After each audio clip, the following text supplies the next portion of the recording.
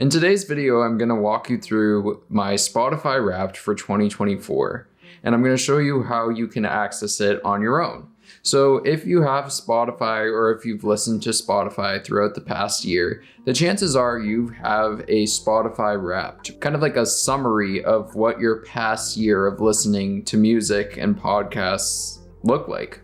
So to get Spotify Wrapped, the first step is to make sure that your app is updated to the most recent version. I'm someone that does not like to have auto updates turned on. I like to choose because sometimes apps will adapt new features and they will take away features and start to charge for them.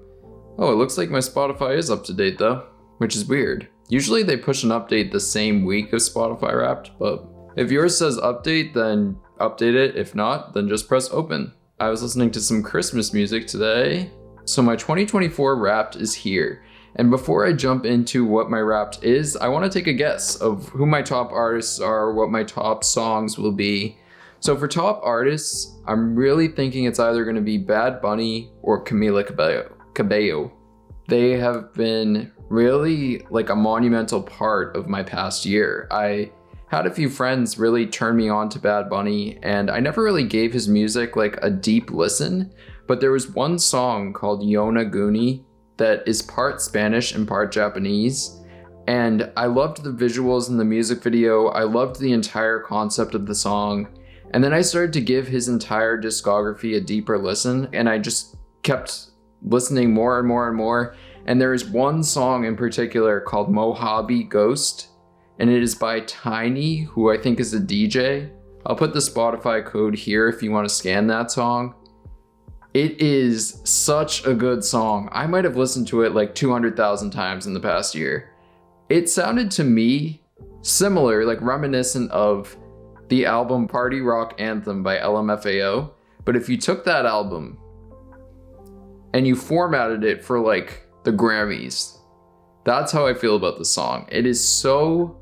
I have no idea what it says, so that's my disclaimer, but it is such a great song. I also like that I don't know what he's saying when he sings, because then I can kind of tune out, so it's good to have on the background when I work. I'm editing, and I was like, oh, I might as well just look up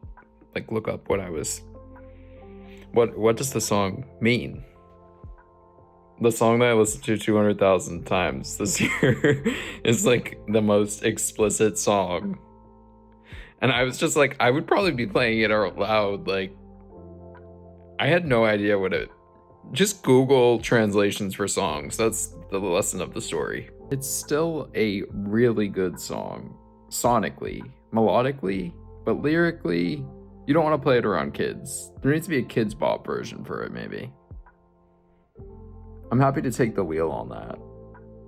Just kidding. And then Camila Cabello. I think that Camila Cabello made an album that is pop in every respect. And what I mean by that is like pop, popular music, like taking elements of different genres, different decades, and making something really cohesive and authentic. And there are a few that I'm wondering if Spotify is gonna push their own agenda on me. Like, there was a point last year where every song I looked up, like I could look up like The Strokes, and it would be like, did you mean Espresso by Sabrina Carpenter? And I was like, no. It's a good song, but no. We are going to go into the 2024 Wrapped. You ready?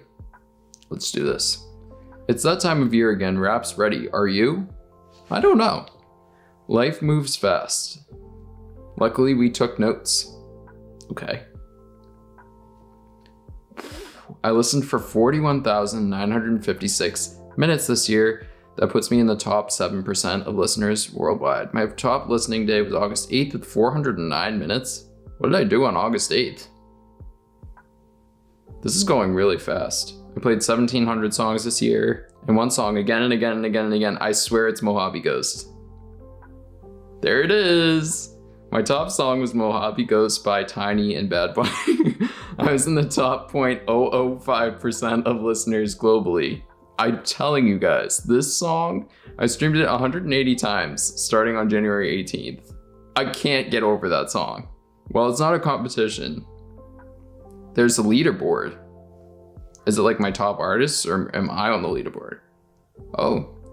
So these are my top 5 songs. I'm gonna pause it here for a second. We'll start from number 5 and make their way up to 1. So number 5, Run for the Hills by Tate McRae is a song that I feel really captures LA. I probably sound crazy for that, but I do think that songs sound like certain cities or remind me of certain cities. And Run for the Hills has that LA energy, and I love it. 4, Beaches by Biba Doobie. It is a perfect song.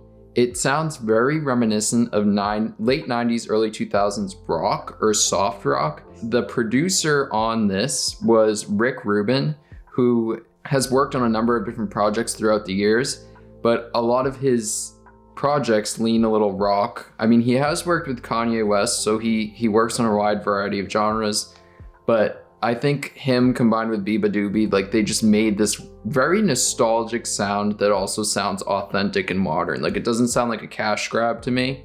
Number 3 is I Love It by Camila Cabello and Playboi Carti. That song, to me, it felt like so fresh, ushering in a new time for music. And I know, like, no one agrees with me, or maybe a few people do. Do you agree? It's repetitive in the chorus. I get that people find it annoying. I love it. I love it. I love it. I love it. I think even the start of that song, it's such a big song, and for it being the first track on the album, it really does itself justice. Like, it's an amazing first track off an album. Even the beginning, like the first 5 seconds, the sound of, like, it almost sounds like a car engine revving. And the entire album as a whole is supposed to be kind of an ode to Miami. And I think that sound of the car really sets the scene for it. And the music video is cool. The rap feature is cool. I love it. I love it. I love it. I love it. Number 2, Deeper Well by Casey Musgraves. This song made such an impact on me. Emotionally, mentally, physically, I don't know. I feel like Casey Musgraves is a contender for one of the best albums of the year in my book. Deeper Well, the album, to me, it sounds like if peace could be a sound, it would sound like this album. It's very like introspective, and this song in particular, the entirety of the song, like, it almost has like a West Coast country if it was a genre. In the winter doldrums of last year, I looked up Hawaii bike rides, and I rode on a stationary bike and looked at Hawaii, and I had this song playing on repeat because I just felt like that was my unbothered song. It brings me peace. And for a song to bring me peace, like, I hope it does that for you when you listen to it. It really does. The entire album, I just feel really like centered when I listen to it. Like I'm on a Zen vibe. So check it out. And then my top song, Mojave Ghost. I'm telling you guys, like, I cannot get enough of this song. Next up, I've changed, and also so has my listening. I listen to a ton of different genres, and I've noticed throughout my life, I make monthly playlists for forever, and I've noticed that different chapters of my life lean to a different genre. Right now, I'm oddly in kind of like an alt dance EDM thing, but not too much dance, not too much EDM, but like somewhere like right in the middle. I don't know, just I feel like that's also where the music industry is going with like hyper pop, and it's an exciting time. I like every genre mostly, except for like metal, screamo. So let's look at my music evolution. I feel like a Pokemon. March. Am I on Mario Kart right now? March was my heatwave beach reggaeton phase. Bad Bunny, Tiny, and Mike Towers. I was in Miami in March, so maybe that was why. June. Pink Pilates Princess Strut Pop Season. What? Tate McRae, Camila Cabello, and Billie Eilish. Billie also dropped a phenomenal album this year. It's only 10 tracks. There are a couple of good songs on there. Blue, Shihiro, based on Spirited Away. August. What did I listen? I listened to Beaches in August. I know that. Biba Doobie. Mulled cider slow dance bedroom pop moment. They're just making things up at this point. What is that? Clairo, Role Model, and Biba Doobie. Clairo and Role Model dropped albums around that time. Both of those albums grew on me with each listen.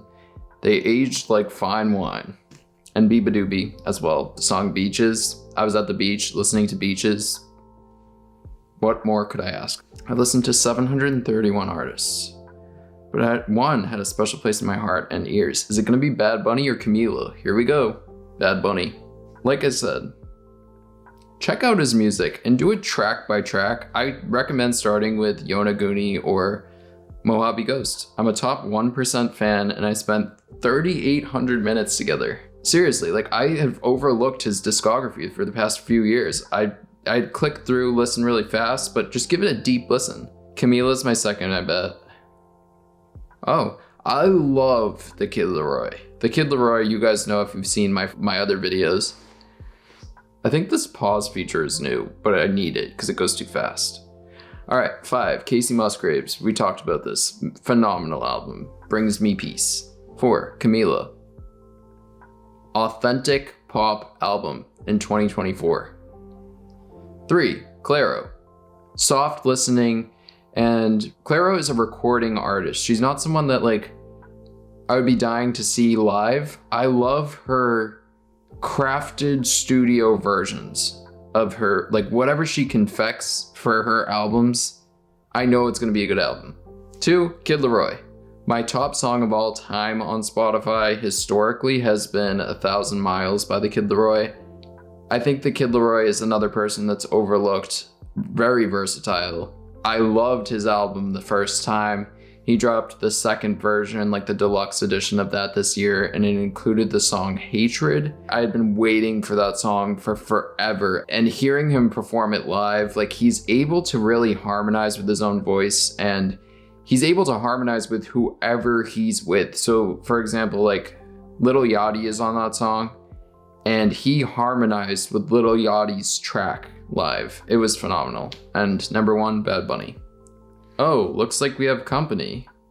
What is this? Sometimes artists say like hello. So that was cool. Message from the top artist. Thanks for coming along for the ride. Until we meet again. Okay.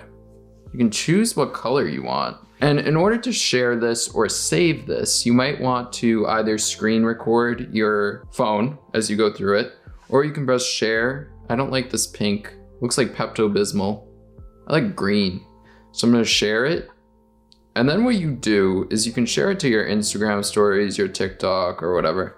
You can copy your link, but sometimes that hasn't worked. Sometimes when you send the link to another person, it opens their Wrapped. What I like to do is just download it. So then you get the check mark and it's downloaded. You can save it. You can do whatever you want with it. Now there's a whole Wrapped section at the top, which it automatically goes to at the end. And they have a DJ Wrapped, which is pretty cool. Spotify DJ is AI from Spotify that tries to choose what you listen to. DJ X is the host. It's kind of like a modeled after someone's voice, and it's really cool. So let's see my top songs. So you're gonna wanna save this by just pressing plus, but then you're gonna wanna press add to other playlist, and then new playlist, and then just create. I just like to back it up just in case. So here are my top songs. So we've got Bad Bunny, Kacey Musgraves, Camila Cabello, Biba Doobie, Bad Bunny, Clairo. Nights by Frank Ocean. I don't know how I never heard this song before, or I just didn't give it a deep listen. Like same with Bad Bunny. That song, 20 Somethings by Camila. That song off the album really stands out to me. It reminds me of like 2004, like Chantel. Chantel was an R&B / pop singer that made it to mainstream radio. She had 2 major songs that I remember. She probably had more. T-Shirt and Impossible. And this sounds very reminiscent of that time, of that sound. Bleed by the Kid Laroi was a top song last year. It's a top song this year. It's a phenomenal song. Blue by Billy. Dominic Fike. I'm surprised he wasn't in my top 5. He's probably in my top 5 artists or album of the year almost every year. The song High Grace really stands out to me. I think his album 14 Minutes is genius. It's an entire album in 14 minutes. His label wasn't going to let him put it out. He self-funded it, and then his label started to pick up with it and release it. And don't quote me on that. That's just from what I gather. So there you go. Thank you guys for watching another year of my Spotify Wrapped. I do have a New Music Friday Top 5 playlist that I update every single Friday at noontime Eastern. This was my New Music Friday Top 5 from the past week. It's different than what you'll see on the Spotify lists usually, so just check it out if you want to. Just follow the playlist. I will link that in my description, and you can scan the Spotify code here if you want to tune in. So thank you guys for watching. I really want to know what's on your Spotify Wrapped this year. Comment down below what you have. If there are any unexpected things, did anyone get someone that they thought Spotify was pushing? I really thought I was going to get Espresso. Your number 1 song is Espresso. Your number 2 song, Espresso. But that didn't happen, so it was good. See you guys soon. Let me know what's on your Wrapped. I want to know.